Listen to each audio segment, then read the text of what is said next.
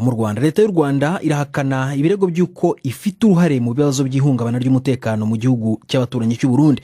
Ibi bije nyuma y'uko umuryango w'akarere k'ibiyaga bigari ICGLR utangarije ko ugiye kohereza intumwa zo gukora iperereza ku kirego cy'u Burundi cy'uko u Rwanda rwarenze ku mategeko agenga umuryango wa ICGLR yo kubana mu mahoro. Kimwe muri ibyo birego rero ni ugucumbikira bamwe mu bagerageje guhirika ubutegetsi mu Burundi mu kwezi kwa gatanu.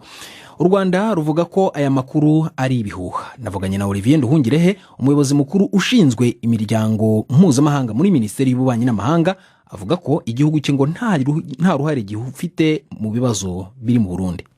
Ibirego by'u Burundi bireba i Burundi kuko ikibazo cy'u Burundi kirazwi n'ikibazo cya politike, kugira ngo rero tubone ko u Burundi aho gushaka gukemura iki kibazo mu biganiro mu bwumvikane hagati y'abarundi bose, kikaba gishaka kubihunga kirega ibihugu bituranye nacyo ibirego bidafite ishingiro. Birababaje rwose kuko aho u Burundi bugeze nuko abarundi bose bakwicarana ikibazo cyabo bakagikemura aho gushaka guhungira ikibazo mu birego ushinja ibihugu by'ibituranyi. Bwana Nduhungirehe, nubwo mu bisobanuro gutya ariko Burundi bwo bubona ukundi, kuko buvuga ko nk'u Rwanda rucumbikiye bamwe mu basirikare bashatse nko guhirika ubutegetsi mu Burundi. Urwo ni urugero rufatika u Burundi butanga. Abo bantu bagomba mu cyane ntabwo dufite nibyo ndimo ngubwira nyine byuko u Burundi ariyo angle bushaka gufatira ikibazo mu rwego rwo guhunga gukemura ikibazo mu mizi. Ikibazo kiri Burundi, ikibazo kiri hagati y'abarundi. Mwebwe murahakana nk'u Rwanda ko nta basirikare b'u Burundi bashatse guhirika ubutegetsi bari ku butaka bw'u Rwanda. Abasirikare b'u Burundi bashatse guhirika ubutegetsi ntabwo bari ku butaka bw'u Rwanda. Hari abantu benshi bahunze Burundi banyuze mu Rwanda bakajya mu bindi bihugu, hari n'abahunze abanyapolitike bandi baje bakajya mu Rwanda, ariko ntabwo ubyuriraho ngo ushake kugira ikibazo hagati y'u Rwanda n'u Burundi. Iki kibazo cya FDR nazo zimaze igihe zinyura i Burundi nacyo kigakemuka. Ibyo bintu byose twabigiramo inyungu. Twebwe turashaka ikibazo cy'u Burundi gikemuka, ntabwo dushaka yuko ikibazo abantu i Burundi bashaka kukigira ikibazo mpuzamahanga kandi ari ikibazo interne ku Burundi. None kandi ko numva nawe urimo uvuga ko mu Burundi hari interahamwe, gusa urumva utakigize mpuzamahanga? Icyo ni ikibazo nyine twaranakivuze kuva kera yuko interahamwe aba FDR bari i Burundi. Abarundi guverinoma y'u Burundi kabihakana. U Burundi burabihakana, ariko twese tuzi ko ari byo. Ariko uko byagenda kose ni ikibazo tugomba gukemura. Ni ikibazo tugomba gukemura, twakivuze kenshi.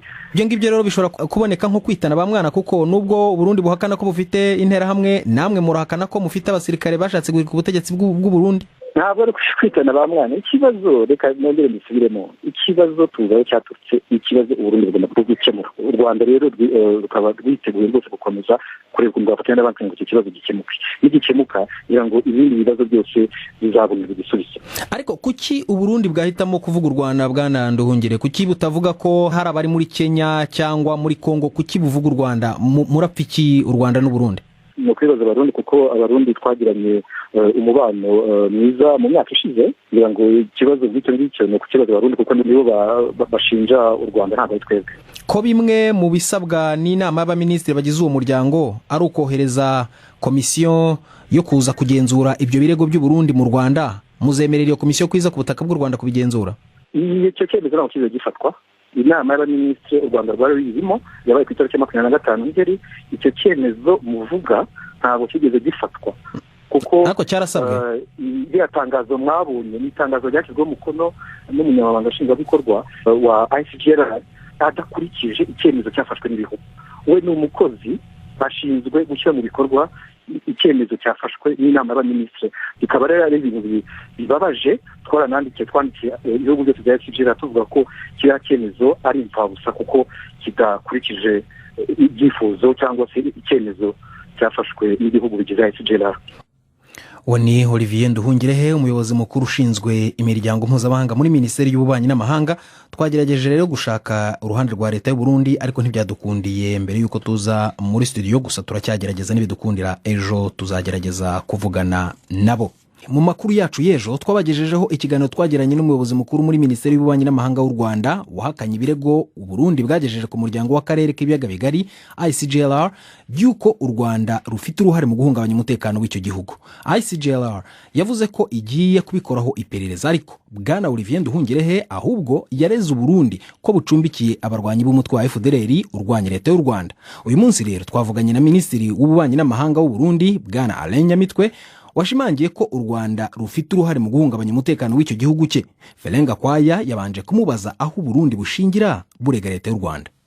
Muje tuvuga hanini no kungene icyo gihugu kibanyi turetse ko cyahaye ubuhungiro abarundi tukanabigishimira mbere barashoboye kwakira umugwi w'abantu bashoboye guhunga mu bari bagerageje guhirika ubutegetsi biciye mu nguvu, bongera n'abafasha cyangwa borohereza ibikorwa by'uwo mugwi bijanye no kubandanya akazi ko guhirika ubutegetsi biciye mu ngwano. Turumva amakuru mbere ku buryo burambuye dushikira avuga ivyerekeye garukituma mu nkambi y'impunzi cyane cyane y'Imahama, bakabatwara kubagirisha imyimenyerezo ya gisirikare, bamwe babaha izo nyigisho bakaba ari abantu b'abanyarwanda. None ayo makuru muyakura he?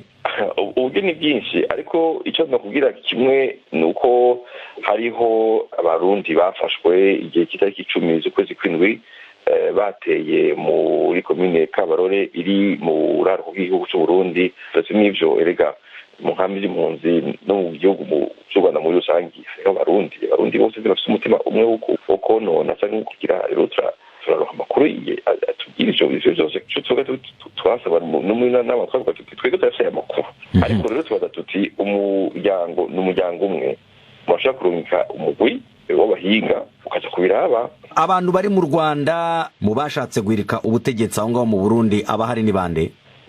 Ndakubwira amazina, niko menye yuko mu bayi barongoye uwo mugwi bari mu bo tuvuga bari mu Rwanda.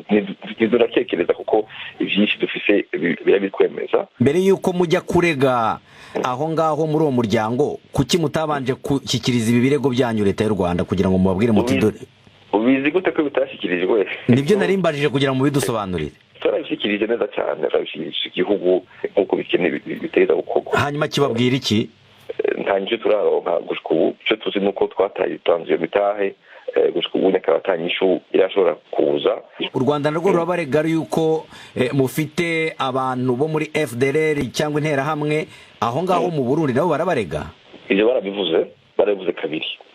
Bonyene barasavye turi mu nama y'ibihugu bihugiye muri Afrika y'ubuseruko, iyi nama y'i Dar es Salaam tariki 6 z'ukwezi kw'indwi, inama yari yerekeye Burundi.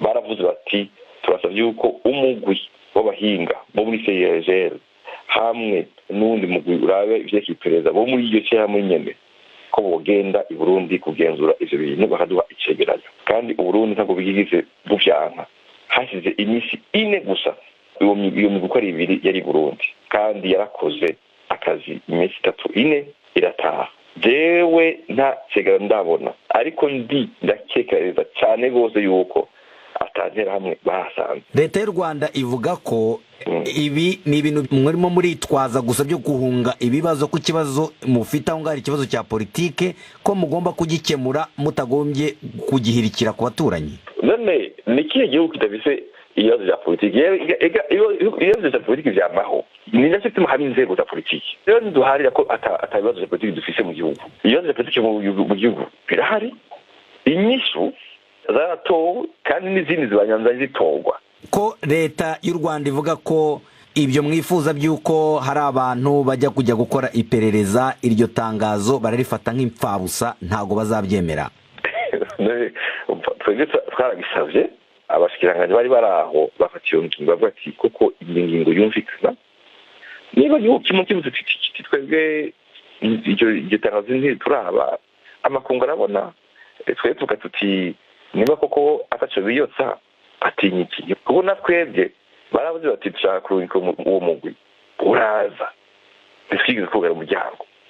Mbese n'uno munsi bashaka kugaruka kuraba ivyo bera hamwe bavuga ko zo zihari baragaruka. Ngabo mu gihe wugaye nibaza ko baremeza ko ibyo twavuze ko ari byo. uwo rero ni Alain Nyamitwe minisitiri w'ububanyi n'amahanga w'u Burundi yavuganaga na mugenzi wanjye Felenga Kwaya